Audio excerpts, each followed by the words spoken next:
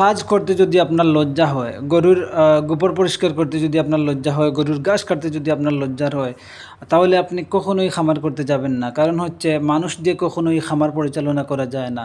আপনি যদি নিজে সেই কাজগুলা করতে পারেন, তাহলে আপনি খামার করবেন, উন্নতি করবেন। আর যদি আপনি নিজে না পারেন, তাহলে কখনোই উন্নতি করতে পারবেন না। আসসালামু আলাইকুম। শুভ সকাল। আশা করি সবাই ভালো আছেন। এই যে খাড়া এবং কাঁচি আমার সাথে আছে।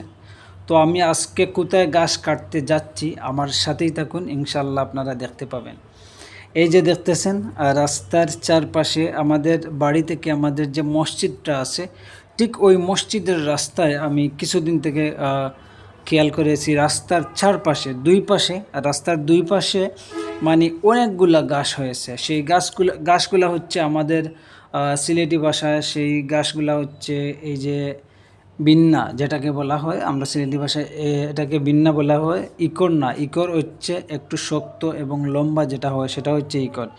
এই বিন্না ঘাসগুলা আমাদের গরুগুলা অনেক খায়। আমি এখান থেকে আরও 2 দিন আমি কেটে নিয়ে গেছি। এই ঘাসগুলা খুবই ভালোভাবে মানে খেয়েছে। একটু সামনে মসজিদের পাশে কচি কচি কিছু ঘাস আছে, সেই ঘাসগুলো আজকে আমি কাটার জন্য যাচ্ছি।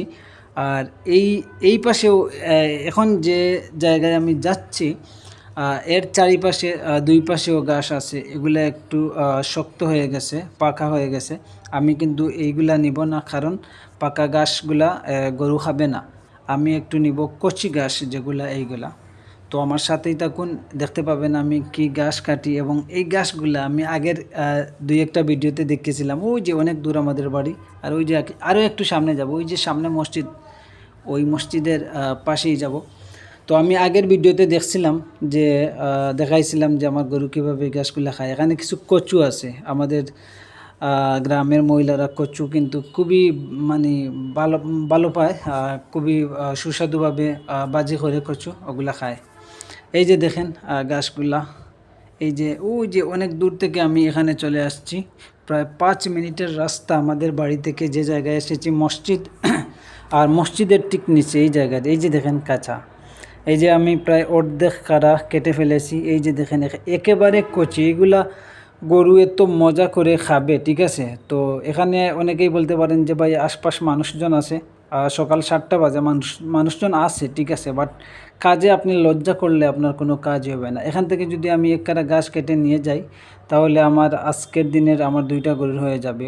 ইতিমধ্যে মাত্র 20 মিনিট সময় লেগেছে, আমি এখান থেকে এক কাটা ঘাস কেটে ফেলেছি, এখন আমি যাচ্ছি। তো ভাই কাজ কাজ হচ্ছে কাজই, এটা আমার নিজের কাজ। এখানে আমি লজ্জা করলে হবে না, মানুষ দেখক আর নাই দেখক, এটা আমার কাজ, আমাকে করতে হবে। আমার খামার, আমার কাজ, আমার কাজে আমার কোনো লজ্জা নাই।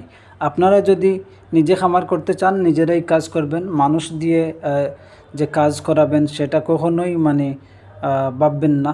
কারণ হচ্ছে মানুষ আজকে আসে, একদিন চলে গেল। তখন আপনি যদি খামারের কাজ নিজেই জানেন না, তাহলে তারও তো ছুটি লাগবে, বা বরঞ্চ কোনো কারণে আপনার কাছ থেকে সে চলে গেছে, তাহলে আপনি কি করবেন? মানুষ দিয়ে কিছুই হবে না, আপনার সব কিছু আপনাকে জানতে হবে। তাহলে আপনি খামার করেন, উন্নতি করবেন জীবনে, নিজের কাজ নিজেই করবেন। খামার যদি করতে চান, খামারের সবগুলা কাজ আগে শিখে নেন, দেখবেন জীবনে সেই মানে পরিশ্রম করে যাবেন খামারে, ইনশাল্লাহ আপনার খামার একদিন উন্নতি হবে। ভিডিওটি যদি ভালো লাগে অবশ্যই শেয়ার করবেন। ভালো থাকবেন সবাই, আমাদের সাথে থাকবেন। আল্লাহ হাফিজ। আসসালামু আলাইকুম।